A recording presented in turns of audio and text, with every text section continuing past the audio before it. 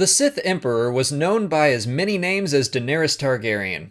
Tenebrae, Valkorion, His Glorious Majesty, Slayer of Isaacs, Immortal Master and Protector of Zakuul, the Immortal Emperor Vitiate. Today we'll be running through his entire story. His true birth name was Tenebrae. He was born 5,000 years before the Battle of Yavin and was the bastard son of the Sith Lord Drameth. He was an emotionless Sith pureblood that killed his parents at the age of 6 and used his strength in the dark side to conquer the farming village where he lived. For 4 years, he conquered more and more villages, massacring thousands. Tenebrae's actions reached his father's ears, who came to investigate. The boy killed Drameth and gained even more followers. He then traveled to Ziost and presented himself to Marka Ragnos, the Dark Lord of the Sith at the time. Ragnos was so impressed with Tenebrae that he granted him the rank of Sith Lord and the new name Lord Vitiate. When Ragnos passed away, Vitiate stayed out of the power struggle between Naga Sadow and Ludo Kresh, but after Sadow's defeat in the Great Hyperspace War, he saw a chance to seize the entire Sith Empire for himself. He summoned 8,000 surviving Sith to his throne world of Nathema.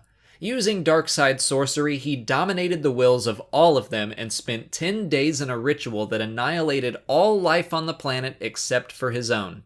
He absorbed the life force of every living thing, which granted him immense power and immortality. From that day forward, he simply became known as the Sith Emperor. He rallied the surviving Sith in a 20-year journey to find the lost Sith colony of Dromund Kaas in the unknown regions. There they built a new civilization and expanded their domain for 1,000 years. Hungry for even more power, the Emperor sought to repeat the ritual that made him immortal on a galactic scale so that he could theoretically become a god.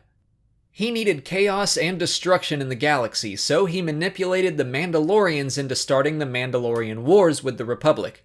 Hearing rumors of surviving Sith, the Jedi Revan and Malak searched the unknown regions until they found the Emperor.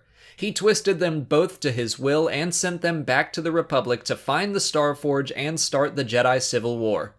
But Revan returned to the light side of the Force and again hunted down the Sith Emperor. Although the attempt on his life was a failure, the Emperor transformed himself into a being of pure Force energy and began transferring his consciousness between numerous host bodies to further protect himself from death. He began his own war on the Republic 3 centuries later. The Great Galactic War went on for 30 years, seeing the fall of Coruscant and the destruction of the Jedi Temple. Deciding that enough destruction had occurred, a peace treaty was signed and the Emperor went into hiding to prepare his ritual. He was stopped by a joint effort between the Republic Navy and the Jedi Order in an attack on Dromund Kaas. His defeat sent him into a deep slumber as the galaxy again fell into war. Revan, who had been kept alive all this time, returned again, hoping to restore the Emperor's physical form to finally destroy him. This attempt also failed, and even worse, the Emperor's spirit was able to feed off the deaths and chaos Revan caused and regain his strength. He hid from the galaxy and spent several centuries creating yet another new society on the planet Zakuul known as the Eternal Empire. He re-emerged under the identity of Valkorion and even had 3 children known as Arkan, Thexan, and Valen. Arkan was treacherous and betrayed Valkorion, taking control of the Eternal Throne. The former Emperor tried to regain control of his empire, but he was finally killed in both body and spirit at the hands of his own family. And so a rule that lasted for over 1,300 years came to an end. But Vitiate would long be remembered by the Sith to come. Darth Plagueis, who became obsessed with achieving immortality, recalled Emperor Vitiate as the only Sith Lord in history to learn that secret.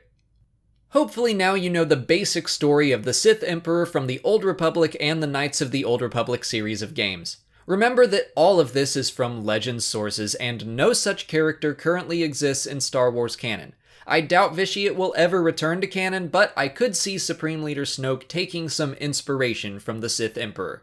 But that's it for today. If you have any other characters you would like to learn more about, leave them in the comments. If you haven't already, please like this video, subscribe to the channel, follow me on Twitter, Instagram, and Facebook, and consider checking out my Patreon page by following the links in the description. As always, thanks for watching, and may the Force be with you.